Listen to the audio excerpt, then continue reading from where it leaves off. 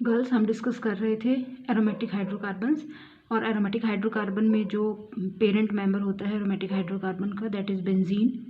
They are called also arenes. Aromatic hydrocarbons are also called arenes, और उनका जो parent member होता है दैट इज बेंजीन.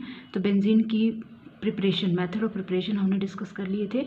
उसके बाद मैंने आपको बताया था कि जब केमिकल प्रॉपर्टीज़ की बात होती है बेंजीन के, तो benzene undergoes electrophilic substitution reaction, that is hydrogen of the benzene ring gets substituted by electrophile, right.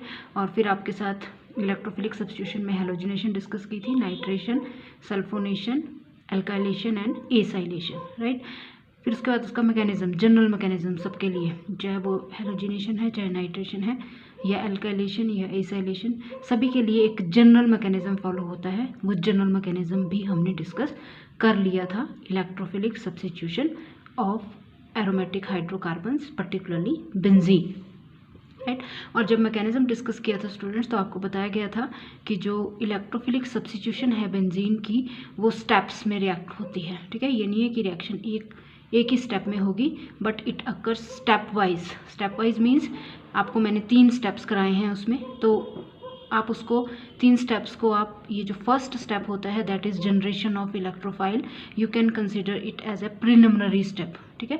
तो जनरेशन ऑफ इलेक्ट्रोफाइल को हम प्रिलिमिनरी स्टेप लेंगे, और जो आपके जो सेकंड स्टेप और थर्ड स्टेप होता है उनको हम 2 मेन स्टेप्स लेंगे, ठीक है. तो मतलब अब मैं क्या कर रही हूँ आपके साथ मैकेनिज्म में, कि generation of electrophile is taken as preliminary step. फिर जो नेक्स्ट स्टेप होता है that is formation of carbocation, वो आपका फर्स्ट स्टेप कंसिडर होगा. और उसके बाद जो नेक्स्ट स्टेप होता है एब्स्ट्रैक्शन ऑफ हाइड्रोजन, वो आपका सेकंड स्टेप कंसिडर होगा, ठीक है.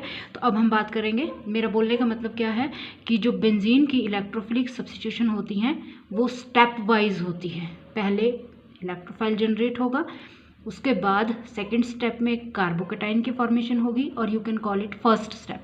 कार्बोकेटाइन की फॉर्मेशन होगी, और उसके बाद जो नेक्स्ट स्टेप आएगा उसमें होगी एब्स्ट्रैक्शन ऑफ हाइड्रोजन, और फिर बनेगा सब्स्टिट्यूटेड प्रोडक्ट, कि हाइड्रोजन निकल जाएगी और उसकी जगह कौन लग जाएगा, इलेक्ट्रोफाइल, ठीक है. तो इसके लिए मैकेनिज्म दिखाना है आपने. अब इसके लिए आपने एविडेंस बताना है कि आप किस एविडेंस पे बोल सकते हो कि जो इलेक्ट्रोफिलिक सब्स्टिट्यूशन है वो सिंगल स्टेप में नहीं होती, बल्कि वो स्टेप वाइज होती है, ठीक है.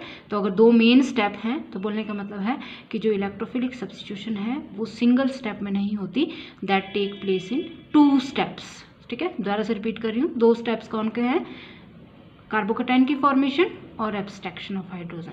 ये जो जनरेशन ऑफ इलेक्ट्रोफाइल था उसको हम प्रिलिमिनरी स्टेप लेंगे, ठीक है.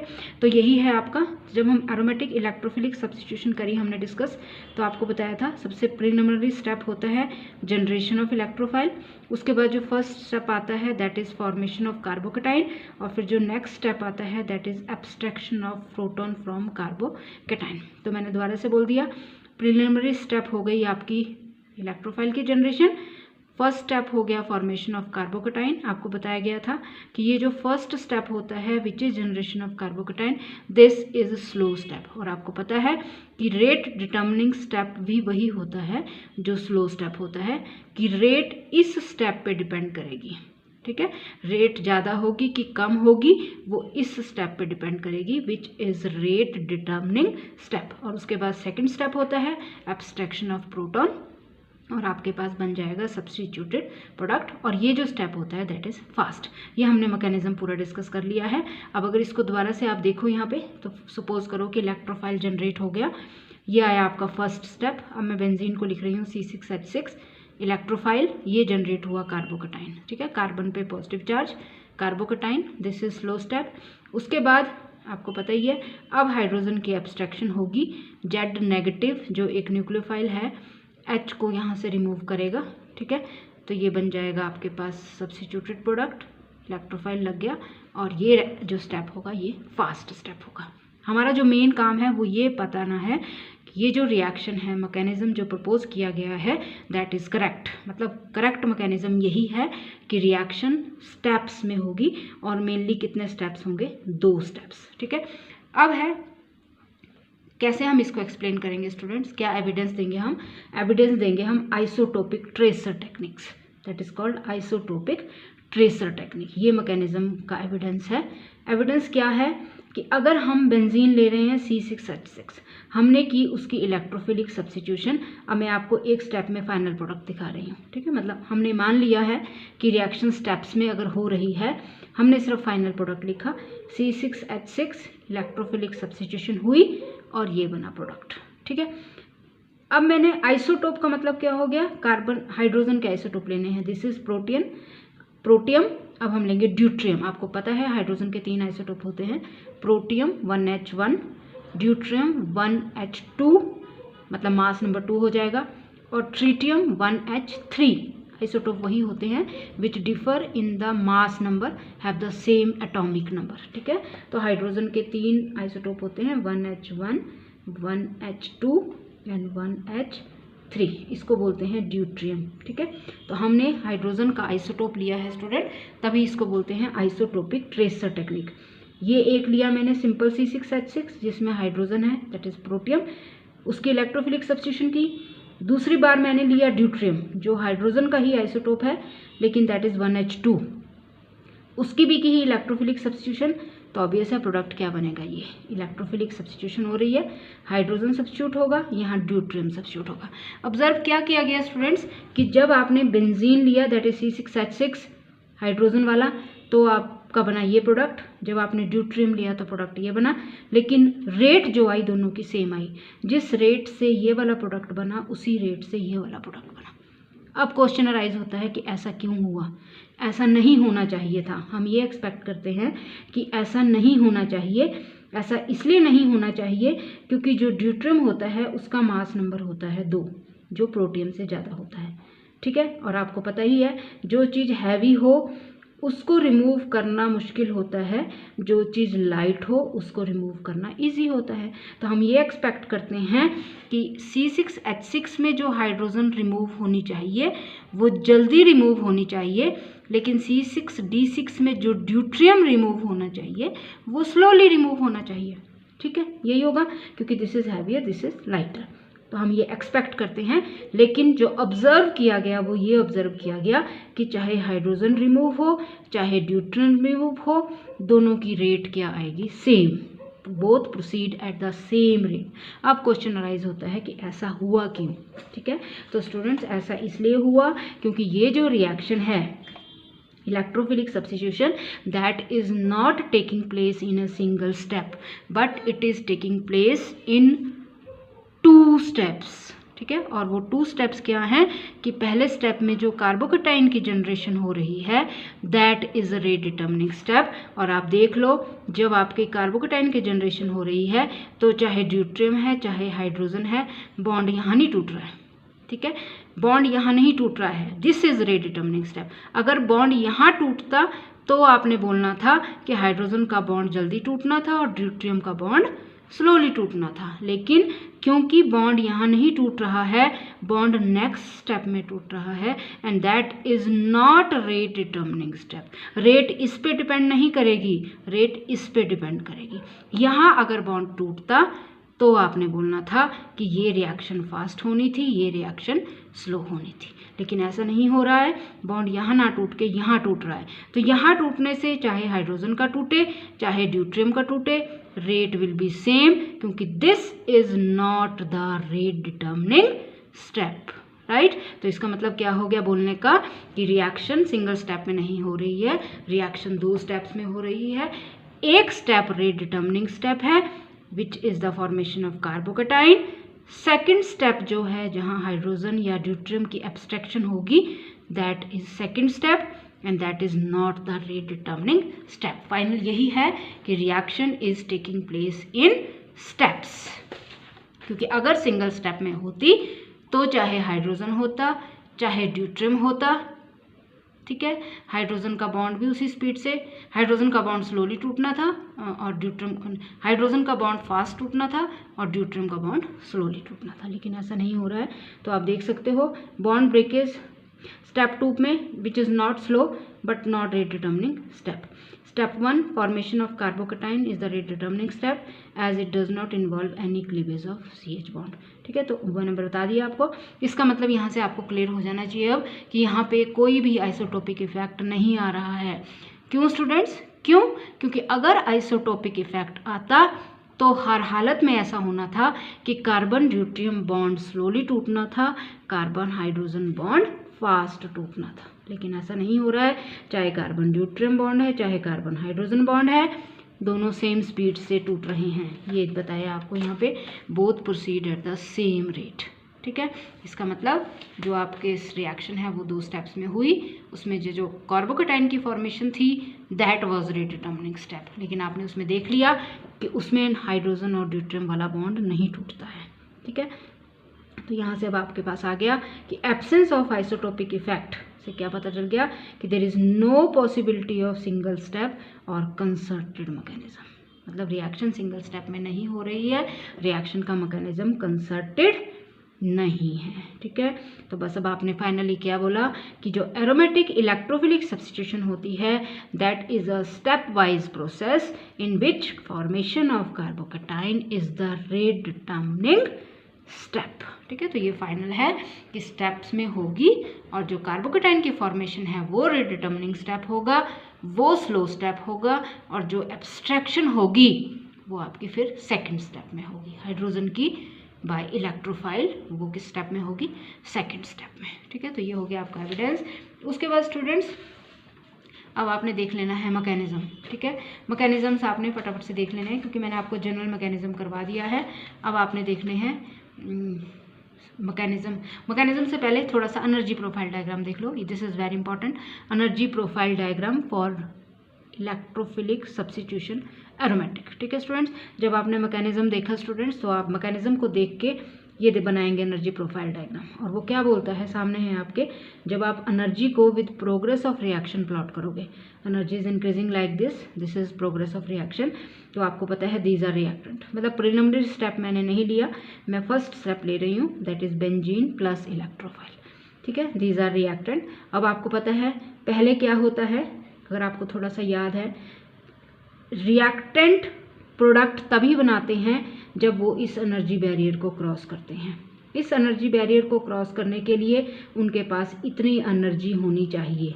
ठीक है, which is called necessary threshold energy. तो आपने क्या बोला कि रिएक्टेंट प्रोडक्ट तभी बनाएंगे जब उनके पास इतनी एनर्जी होगी विच इज़ थ्रेशोल्ड एनर्जी. ठीक है, तो सपोज करो उनके पास नेसेसरी थ्रेशोल्ड एनर्जी नहीं थी, आपने उनको activation energy which is extra energy, आपने उनको एक्स्ट्रा एनर्जी दी ताकि वो इतनी एनर्जी ले ले, और जब उनके पास इतनी एनर्जी हुई उन्होंने ये एनर्जी बैरियर क्रॉस किया and they will form the product. अभी प्रोडक्ट क्या है?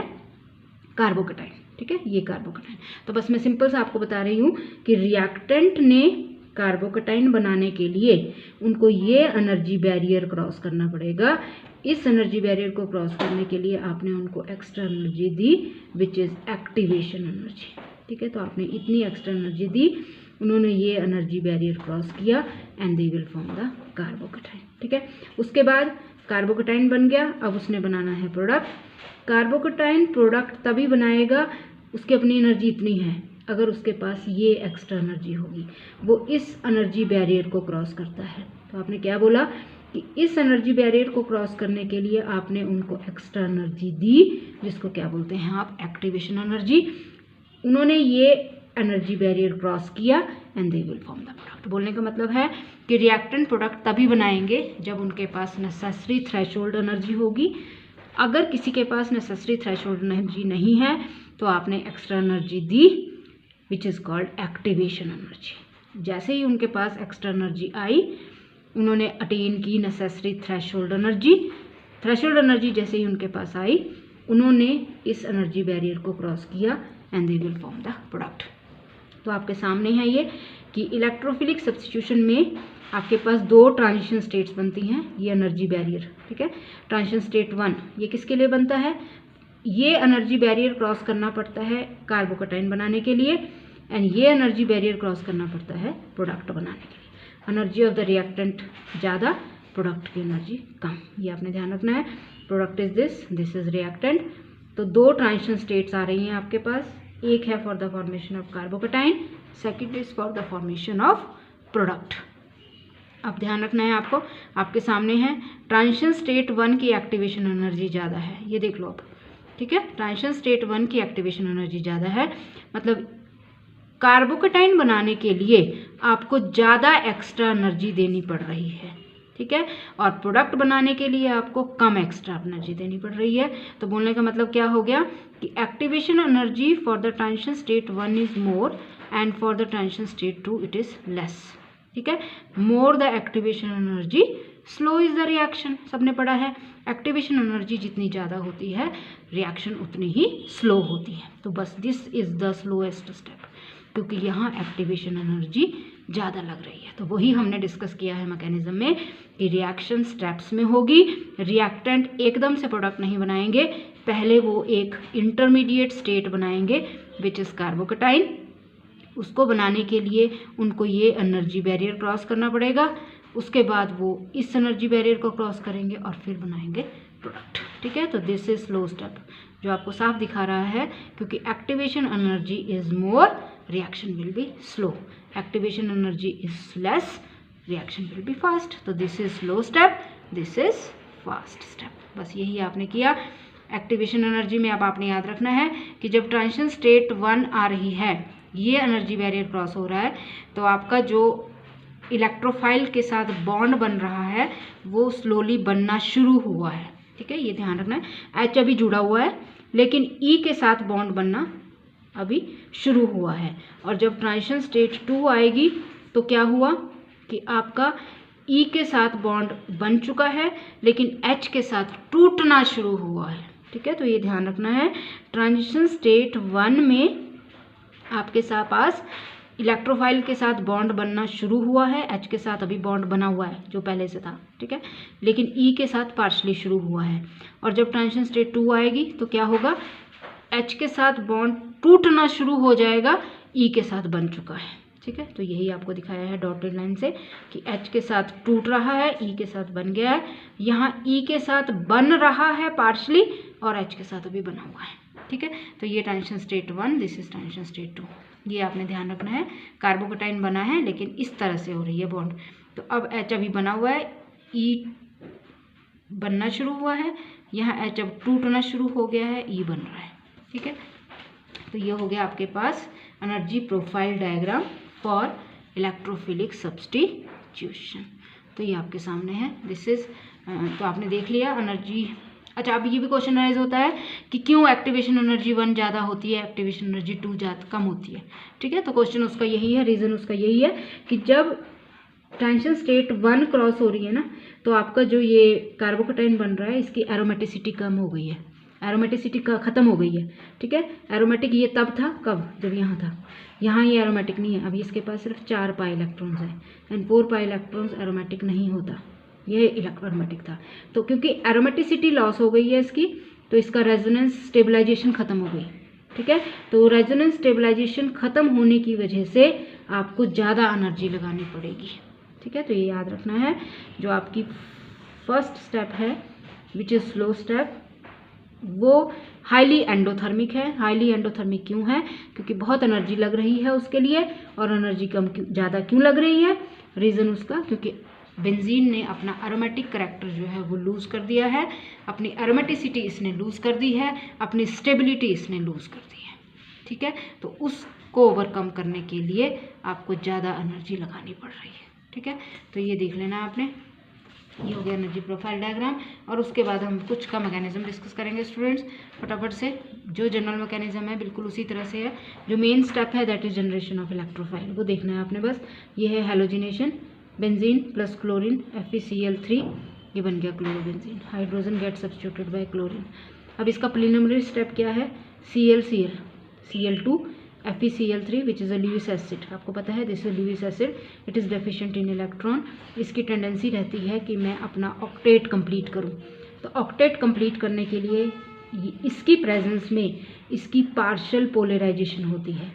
पार्शियल पोलराइजेशन मीन्स वैसे तो दोनों की इलेक्ट्रोनेगेटिविटी सेम होती है, लेकिन इसकी वजह से इनमें पार्शियल पोलराइजेशन आती है, जिसमें एक Cl अपनी तरफ को खींचता है तो दूसरे पे पॉजिटिव चार्ज, इसने अपनी तरफ को खींचा नेगेटिव, इसने दिया इसलिए पॉजिटिव, तो Cl पॉजिटिव। FeCl3 अपना ऑक्टेट कंप्लीट करने के लिए किसके साथ कंबाइन करेगा, Cl माइनस के साथ, ठीक है। तो क्या बन जाएगा FeCl4 minus. This is very simple, this is a Lewis acid, इसकी टेंडेंसी है इलेक्ट्रॉन गेन करना, तो अपना ऑक्टेट पूरा करने के लिए ये Cl नेगेटिव के साथ जुड़ेगा, FeCl4 नेगेटिव Cl प्लस, ये बना क्या, दिस इज इलेक्ट्रोफाइल स्टूडेंट, ठीक है। इसको आप इस तरह से भी लिख सकते थे, बॉन्ड टूट रहा है, बॉन्ड बन रहा है, ये पार्शियल ब्रेकेज, ये पार्शियल फॉर्मेशन, ठीक है।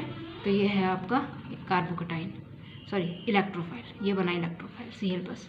बस उसके बाद तो आपका नेक्स्ट स्टेप ऐसे ही रहता है जैसे पहले था, ये आपने बेंजीन रिंग ली, Cl प्लस इलेक्ट्रोफाइल अटैक करेगा, कार्बोकेटाइन बनेगा, आपको पता है ये पाई इलेक्ट्रॉन क्लाउड जब इधर शिफ्ट होगा तो Cl जाके इधर लगेगा क्योंकि इट इज़ इलेक्ट्रॉन डेफिशिएंट, तो ये HCl, ये positive charge, but this is not localized, ये आपका डीलोकलाइज्ड होता है, not confined to one carbon, ये इस कार्बन पे भी आता है, इस कार्बन पे भी, इस कार्बन पे भी, उसी तरह से बिल्कुल सेम।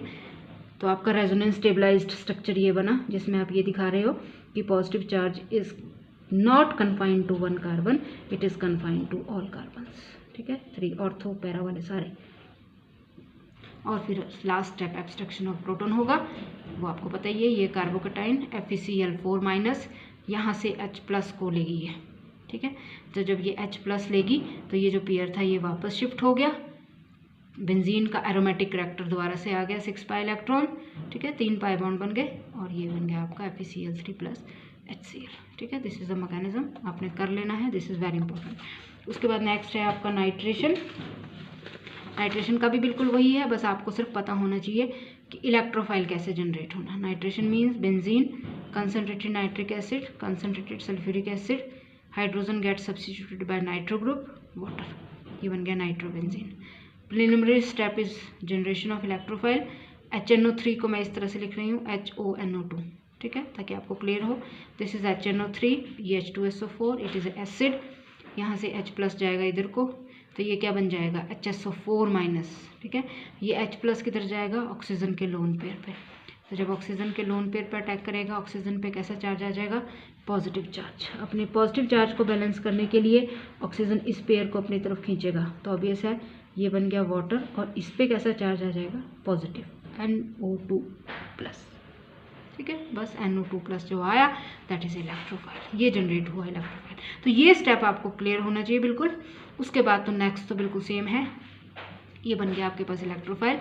फिर सेकंड पता ही है आपको, अब कार्बोकेटाइन की फॉर्मेशन होगी, benzene plus NO2 plus electrophile attack करेगा, वो आपको पता ही है, this pi electron cloud act as a source of electron for this, तो यहाँ ये इस पर अटैक करेगा, ठीक है। पॉजिटिव चार्ज इज डीलोकलाइज्ड, इस तरह से आपने दिखाया रेजोनेंस स्टेबलाइज्ड स्ट्रक्चर, जहाँ पे आपका जो पॉजिटिव चार्ज है वो ऑर्थो और पैरा सब पे है, इस पे भी आ सकता है, इस पे भी, इस पे भी। फिर एब्स्ट्रैक्शन ऑफ प्रोटॉन होगी, कौन एब्स्ट्रैक्ट करेगा, HSO4 माइनस जो पहले बना था, ठीक है। तो H प्लस लेगा वो इधर से, ये बॉन्ड इधर, तो ये आ गया दोबारा से रिंग पूरी बन गई, बेंजीन की ring, NO2, 6 pi electrons, 3 double bond, ठीक है, और H2SO4। और यहाँ से आपको ये भी क्लियर होना चाहिए कि जो आपका सल्फ्यूरिक एसिड है, हेयर रिएक्शन हमेशा 2 की प्रेजेंस में होती है, nitric acid and sulphuric acid. तो sulphuric acid is acting as a catalyst here, ये ध्यान रखना है आपने कि सल्फ्यूरिक एसिड यहाँ पे कैटलिस्ट है, क्योंकि ये एंड में क्या हो रहा है, regenerate, you can see sulfuric acid is regenerated at the end, that is showing that nitration is sulfuric acid catalyzed, right। तो ये आपने देख लेना है, नेक्स्ट हम अगली वीडियो में डिस्कस करेंगे। Thank you.